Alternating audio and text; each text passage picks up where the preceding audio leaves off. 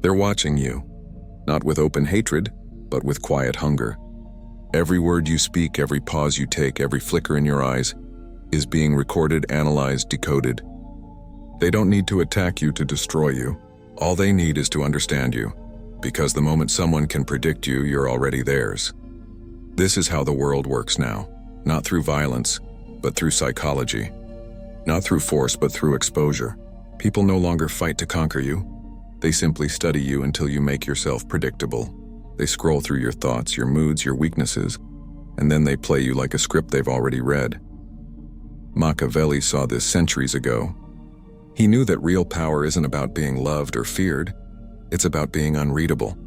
Because once they can't read you, they can't reach you.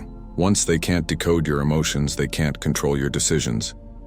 That's why the most dangerous person in any room isn't the loudest, the strongest, or the richest. It's the one who reveals nothing. The one whose silence feels like a mirror, reflecting your own uncertainty back at you. The one who smiles when others panic, who pauses when others rush, who disappears right before you think you figured them out. That kind of presence doesn't need to speak to be heard. It bends the energy of the room without saying a word. It forces others to guess, to doubt, to question, and in that confusion it gains control. So ask yourself, when they study you, what do they find? Patterns, emotions, predictable reactions? Because if they can read you, they can ruin you. But if they can't, they'll fear you. And that fear, that confusion, becomes your armor. This isn't about hiding who you are. It's about becoming so psychologically disciplined, so emotionally contained, that your very presence becomes a weapon. Machiavelli called it the law of power perseverance, a system not for the weak, not for the loud, but for those who choose silence over chaos, control over reaction, and mystery over exposure. Never let them read you. The first wall of power, the moment they can read you. They can rewrite you. Every expression you make, every tone in your voice, every delay before your reply, it all becomes a signal. And signals can be studied, manipulated, used. That's how people lose control, not by weakness, but by transparency. You see, most people crave to be understood. They mistake visibility for connection. They want others to get them, but that's exactly how they get trapped. Because the more predictable you become, the easier it is for others to map your psychology, your fears, your desires, your triggers. And once they can predict your next move, you've already surrendered your advantage. Power begins with unreadability. When people can't figure out what you think, what you feel, or what you might do next, they become uncertain. And uncertainty is the greatest form of psychological control. It forces them to slow down, to overthink, to second-guess themselves. Their mind starts revolving around you, trying to solve a puzzle that has no answer. That's where dominance begins, and in silence, in stillness, in unpredictability, the strong never rush to explain themselves. They never clarify rumors, never react emotionally, never show their full hand. They know that mystery is not weakness, and it's armor. When you give people less information, they start filling in the blanks with their own fears and projections. And that's where your power multiplies, because now they're fighting with their own perception of you, not with you. This is why silence is often louder than words. When you stop reacting to every move, you stop dancing to their rhythm. You move from being the observed to being the observer. You stop playing their game and start watching how they play it. Every interaction becomes data, not emotion. Every silence becomes a weapon. Remember, the world doesn't reward those who speak the most. It rewards those who are hardest to read. When people can't define you, they can't confine you. When they can't decode your emotions, they can't control your reactions. So the next time someone tries to pull you into an argument, a confession, or a test, resist the urge to explain. Let your silence make them uncomfortable. Let your calm confuse them. Let their imagination do the work for you. Because the first wall of power isn't built with force, and it's built with restraint. When you master unreadability, you don't need to fight for control. You become control itself. Emotion is data. Stop giving it away. Every time you show emotion, you're leaking information. Your anger tells them what triggers you. Your sadness tells them what breaks you. Your excitement tells them what to use against you. Emotion is not weakness, but when it's uncontrolled, it becomes a data stream. And in a world built on observation, data is everything. The moment they see what moves you, they gain a blueprint of your psychology. They know which buttons to press, which fears to ignite, which desires to manipulate. You become predictable, and predictability is the death of power. Look around you. The world runs on emotional data. Corporations track your reactions. Governments study your behavior. People in your own circle test your responses to find leverage. They all want one thing: access. Access to your emotions, because emotions reveal truth faster than words. That's why the strongest people aren't the ones who don't feel. They feel deeply, but they filter perfectly. They understand that emotion is energy, and energy must be directed, not displayed. They observe their feelings like scientists, not participants. They use emotion as intelligence, not entertainment. You must learn to convert emotion into analysis. When you're angry, don't explode, observe. Why did that trigger you? Who benefits from that reaction? What's the real game behind the feeling? When you're sad, don't sink, study. What belief is being challenged? What attachment caused the pain? How can it make you sharper? And when you're happy, don't flaunt, fortify. Because the moment you show what gives you joy, someone somewhere begins to think about how to take it away. Control isn't about suppression, it's about redirection. Channel your emotions into creation, not reaction. Let your silence process what your words can't. Every unspoken thought becomes power stored. Every delayed reaction becomes dominance earned. Remember, the calmest person in chaos controls the battlefield. Because everyone else is leaking fear, anxiety, anger, and you're not. You're still centered, unreadable. That's when emotion transforms from vulnerability into strategy. You don't owe the world access to your emotional code. Guard it like classified intelligence. Let them guess whether you're hurt, pleased, or indifferent. That guessing game drains their energy and preserves yours. When people can no longer measure your emotions, they can no longer measure your limits. And when they can't measure your limits, they stop testing them. So next time you feel that urge to react, pause. Let your stillness speak. Let their curiosity suffocate them.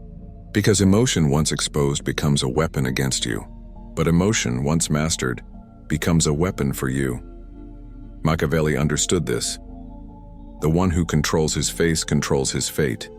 And that's the secret. Emotion isn't meant to be shared. It's meant to be studied. Stop giving it away. Start using it as data. That's how you stop being the experiment and become the observer of everyone else's. Kill their assumptions. Be unpatterned. The human mind hates uncertainty. It craves patterns, familiar rhythms, predictable reactions, repeatable outcomes. That's how people survive, by decoding behavior. And that's exactly how they try to control you. They study your habits, your timing, your moods. They start to anticipate you. He always reacts like this. She'll definitely say that. And once they can predict you, they stop respecting you. Because predictability breeds comfort, and comfort kills power. Your first act of rebellion is to destroy their ability to anticipate you. Kill their assumptions. Never let them know what version of you they'll face next. Today you're calm. Tomorrow you're silent. Today you're present. Tomorrow you disappear. One day you engage and the next you move like a ghost. This isn't inconsistency. It's strategy. It's psychological warfare. Because when people can't build a pattern around you, they can't build control over you. Their minds remain restless, their confidence unstable. They start overanalyzing every move, doubting every interpretation. That's when the power dynamic shifts. From them reading you to them chasing you. Being unpatterned doesn't mean being random. It means being intentional in your unpredictability. It's the art of appearing chaotic while being completely calculated. Every silence, every delay, every unexpected move becomes part of a psychological design. One that keeps everyone guessing and no one sure. This is how kings, strategists, and manipulators throughout history survived betrayal. Machiavelli himself understood. Once they can predict your next move, your defeat is already written. So he made unpredictability a weapon, the kind that creates fear without action, dominance without noise. Think about it. Why do snakes, shadows, and storms make people nervous? Because they move without pattern. Because you never know when or where they'll strike. Humans fear what they can't map. They respect what they can't measure. So stop being easy to read. Stop giving people a rhythm to expect. Change your timing. Change your tone. Change your reactions. Surprise is a form of control. It rewires how people approach you. You become magnetic not by consistency but by uncertainty. Every time they think they've figured you out, shift. Every time they build a narrative about you, shatter it. Make your silence louder than their speculation. Let your unpredictability exhaust them, because the more they try to understand you, the more they reveal themselves. Their curiosity exposes their weakness. Their overthinking exposes their fear. While they chase your pattern, you're already writing your next move. Be the variable in every equation, the question no one can answer, the presence that bends logic. When they can no longer assume your reaction and they can no longer control your position. And when they can no longer control your position, you own the field. Power doesn't belong to those who are understood. It belongs to those who remain a mystery, precise, deliberate, unpatterned. So move like smoke, not structure. Disappear like strategy, not emotion. And let every assumption they make about you slowly destroy their confidence. That's how legends are built. Not through strength, but through unpredictability. Control the narrative, or be controlled in this world. Truth doesn't shape perception, narrative does. It doesn't matter what really happened. It only matters what people believe happened. Because belief creates perception and perception creates power. The weak wait for the truth to defend them. The strong control the story before the truth even arrives. That's the difference between being remembered as a villain or a visionary, between being controlled or being in control. Every word you speak, every silence you hold, every rumor you allow to breathe, it builds a version of you in people's minds. And here's the brutal truth, that version is your power. Because people don't deal with who you are, they deal with who they think you are. So if you don't shape the story, someone else will. And when they do, they won't paint you in your truth. They'll paint you in their convenience. That's why the masters of power never fight over reality. They fight over narrative. They don't argue to prove they're right. They influence what others think is right. They don't react to rumors.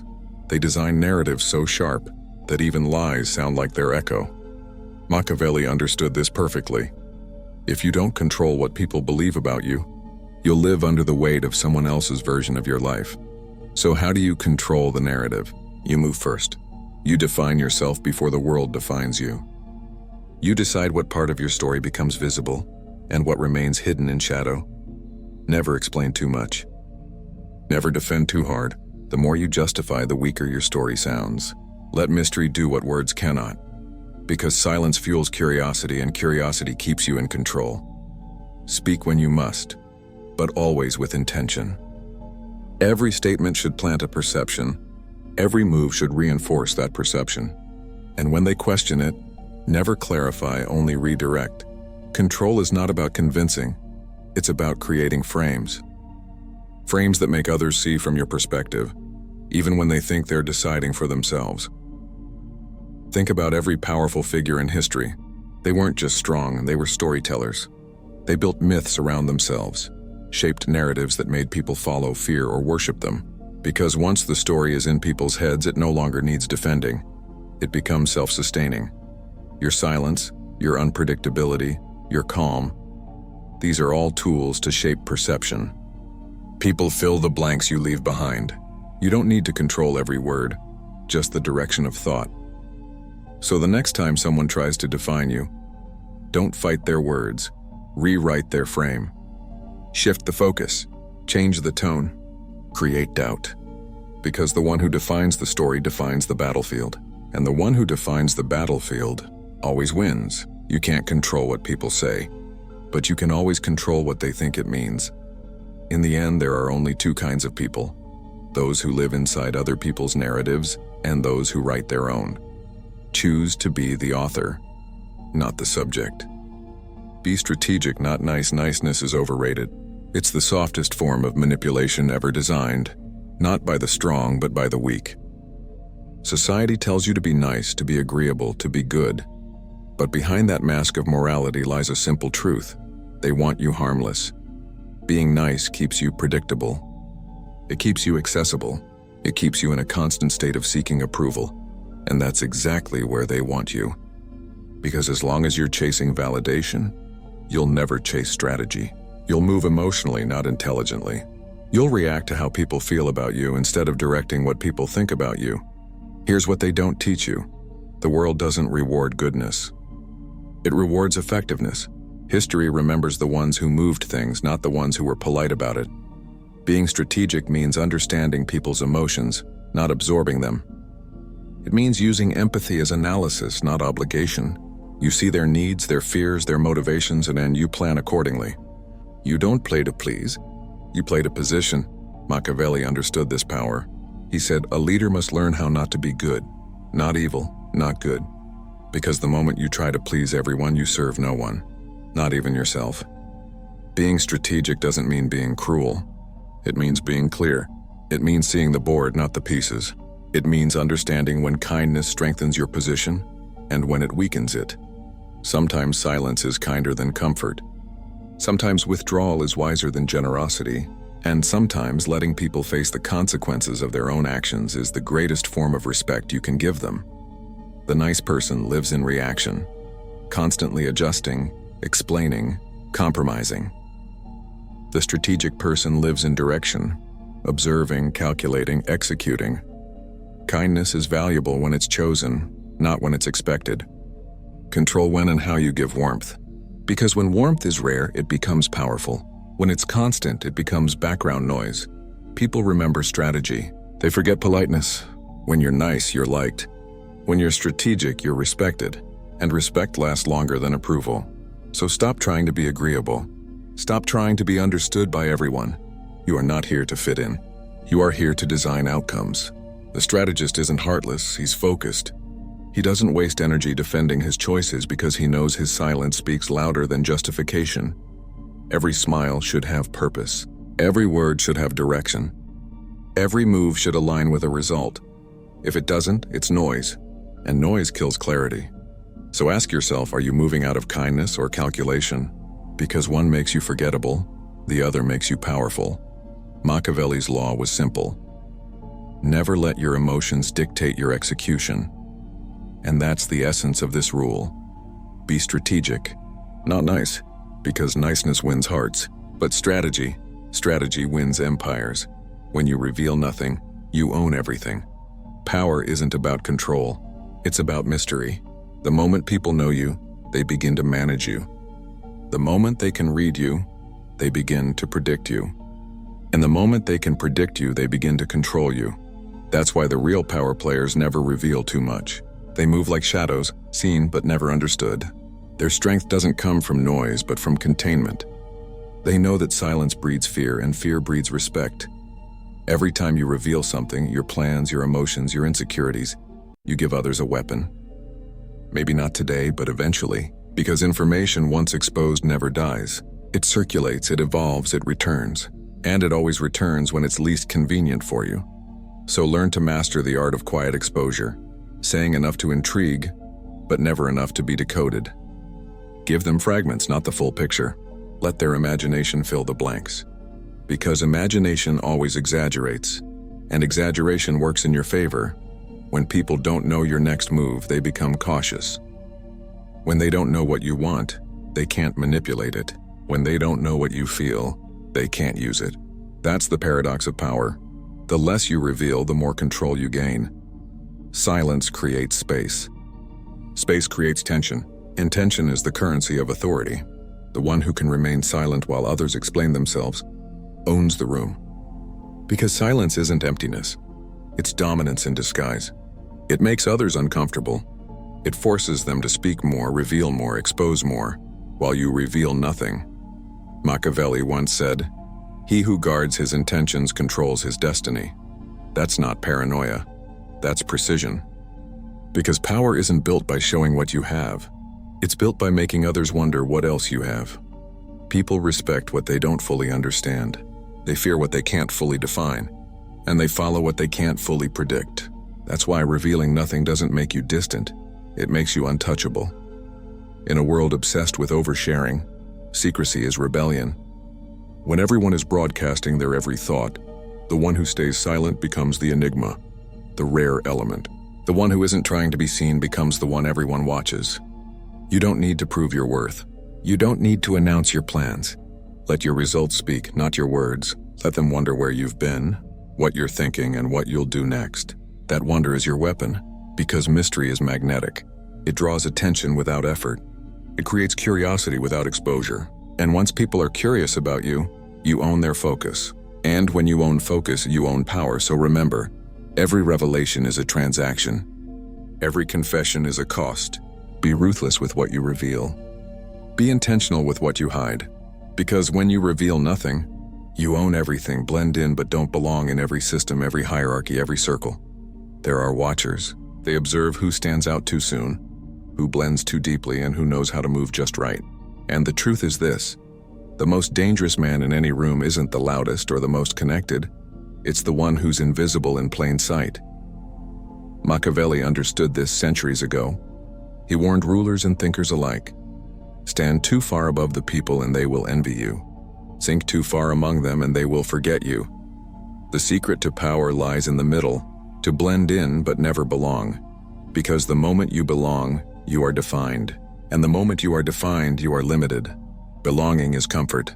Comfort creates patterns. Patterns make you readable, and readability kills power. You become predictable, controllable, a known variable in someone else's equation. But when you learn to blend, to mirror the environment without absorbing it, you become untouchable. You speak their language, but your words carry hidden meanings. You participate in their culture, but your loyalty belongs to none. You listen to their gossip, but never feed it. You are there, yet not there. Familiar, but foreign. Present, but untamed. The crowd will mistake you for one of them. And that's exactly what you want. Because when they believe you belong, their guard drops. They speak freely. They reveal plans, weaknesses, motives. They forget they're standing beside someone who's not a participant, but a silent observer. You move like fog, seen by everyone, grasped by no one. And fog, unlike fire or stone, cannot be destroyed. This principle isn't just about deception. It's about strategy. You adapt to every environment without losing your core. You can walk with kings and speak with soldiers. You can listen to fools and learn from thinkers. You can be everywhere, yet remain loyal only to your mission. When you blend in, you collect information. When you refuse to belong, you keep control of it. Belonging makes people emotional. They defend their group, their tribe, their ego. You stay detached. You watch, record, and prepare. Because detachment gives you perspective, and perspective gives you power.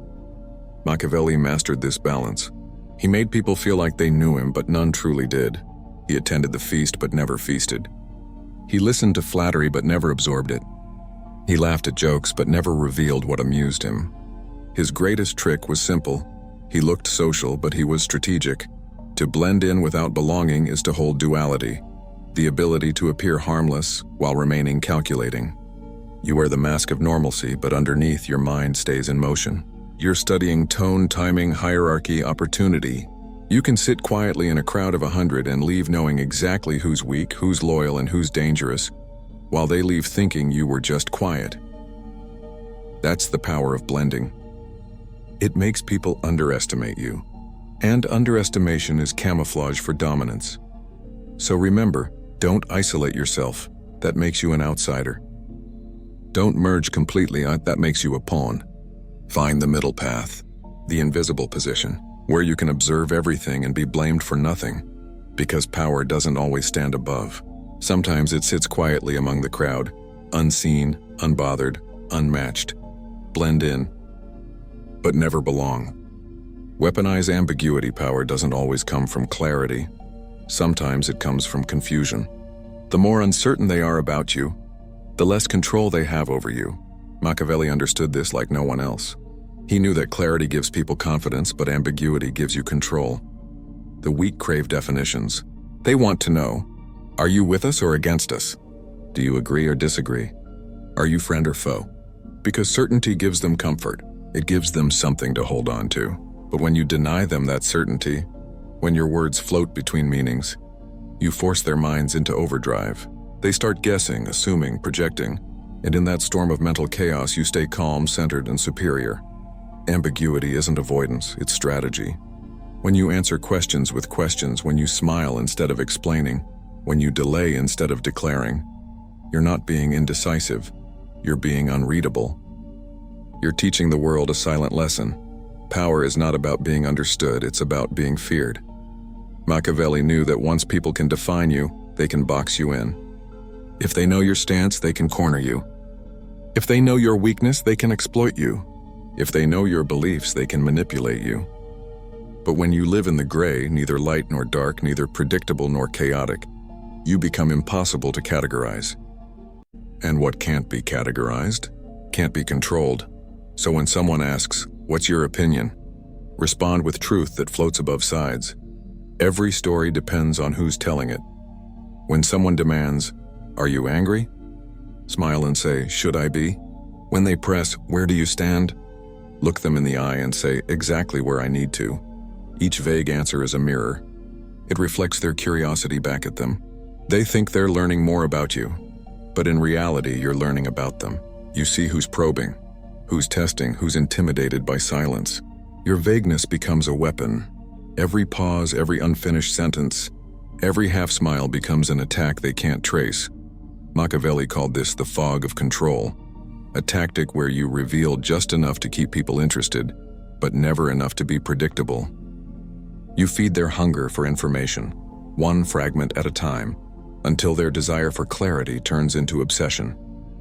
They'll chase understanding, while you quietly guide their direction. And here's the paradox. The more uncertain people are about you, the more power they imagine you have. Ambiguity forces them to fill in the blanks. And human nature always fills those blanks with fear, fascination, or respect. That's why mysterious leaders, silent strategists, and calm manipulators dominate rooms without ever raising their voices. They don't need to prove themselves. Their unpredictability does the work. In a world obsessed with transparency, ambiguity becomes rebellion. Everyone is shouting their opinions, exposing their emotions, posting their every move. And then there's you. The one who says little, moves rarely, but when you do, everything changes. When they can't read you, they can't trap you. When they can't predict you, they can't attack you. And when they can't define you, they start fearing what you might be capable of. That's not weakness. That's psychological warfare. Because power isn't about being loud or clear. It's about making silence your strategy and confusion your camouflage. You don't hide behind ambiguity. You weaponize it. Be the fog they can't fight. Be the silence that speaks louder than truth. Be the question that haunts their certainty. That's the Machiavellian art of domination. When you stop explaining and start controlling. Study them. Starve them of study power is not given to the loud. It is stolen by the attentive. While others clamor for influence by broadcasting themselves into every room, the real players sit quietly, eyes everywhere, ears open. They study, they map, they collect patterns like currency. But the genius move is never just to study. It's to make sure they can't study you back. That dual dynamic, the watcher versus the watched, is where true dominance lives. Observation is a weapon. It's a slow, patient instrument that exposes contradictions, reveals motives, and uncovers the small, predictable lies people tell themselves when they believe no one is listening. When you study, you learn how people behave under pressure. Who deflects, who obfuscates, who panics, who lies. You learn the timing of their weakness. You learn the language of their insecurity. And once you have that map, you can navigate any room like a cartographer of human error. But never mistake study for vulnerability. The moment you let your study be reciprocated, the moment someone else becomes the silent archaeologist of your mind, you trade places. Information flows outward and you become the subject. So the second law of mastery is to starve them of their ability to study you. Make your inner world inaccessible. Make your moves unobservable. Be present but opaque. Let them gather data about surface things, your routines, your jokes, your clothes, but never about your calculations, your timeline, your motivations. This creates an asymmetry. They pour themselves into understanding you. You pour nothing back. They speak, reveal, test. You listen, record, and adjust. They leave traces. You leave blanks. And humans, when faced with blanks, will fill them with the cheapest currency they possess: assumption. Assumption always favors the hunter, because it reveals more about the hunter than the hunted. Their guesses, their theories, their confident conclusions, all of it becomes material for you. You don't need to force a confession. You need to engineer a conversation where they confess to themselves. Study means curiosity. Yes, but ruthless curiosity. Ask the questions that don't seem like questions. Watch how they frame their own failures. Observe where their eyes shift when they lie. Note the people they always defend and the people they secretly undermine. Learn their calendar. When they are tired, when they are defensive, when they are generous. This is the intelligence that wins negotiations, avoids traps, and positions you 2 moves ahead. Starving them of study is a practice of discipline. Tighten your window. Limit your signals. Keep your intentions in closed loops. Use one-way transparency. You reveal a surface, they reveal their depth. You smile, they confess. You listen, and they reveal patterns of attack they did not intend to show. Then you act on quietly at the right moment with precision. There is elegance in this restraint. While others are busy arguing, you're cataloging. While they perform, you plan. While they leak their timelines and hopes in moments of trust, you secure your moves in silence. And when the moment to strike or to ascend arrives, you execute with the calm certainty of someone who has already drawn their map in detail. Remember, knowledge applied with composure is more lethal than rage. Let them talk themselves into your strategy. Let them believe they know you. Then when they are most assured, when their pattern of exposure is complete, use the intelligence they gave you to end the game. Study them until they are exhausted. Starve them of the chance to study you. In that asymmetry lies imperceptible dominance. The kind that wins without noise, takes without drama, and never needs to explain itself afterward. The final rule: be unknowable. Every rule before this leads to one conclusion: the ultimate form of power is to become unknowable. Not mysterious, not quiet, unknowable, because mystery invites curiosity, but unknowability kills it. Mystery says there's something to discover. Unknowability says there's nothing you can grasp. When people can't define you, they can't predict you. When they can't predict you, they can't prepare for you. And when they can't prepare for you, you've already won. Machiavelli lived by this principle long before it was language. He understood that control doesn't come from visibility. It comes from invisibility. To be unknowable means your moves, motives, and mindset exist outside their comprehension. They see the outcomes, but never the process. They see results, but never reasons. They feel your presence, but can't locate your origin. You become a shadow in daylight, visible yet impossible to track. The unknowable individual plays both sides of perception. To the weak, he looks like a ghost. To the powerful, he looks like a threat. To himself, he looks like nothing, because he no longer needs to be anything. See, when you're known, you're limited.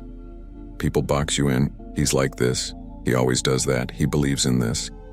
Every label becomes a leash. Every perception becomes a boundary.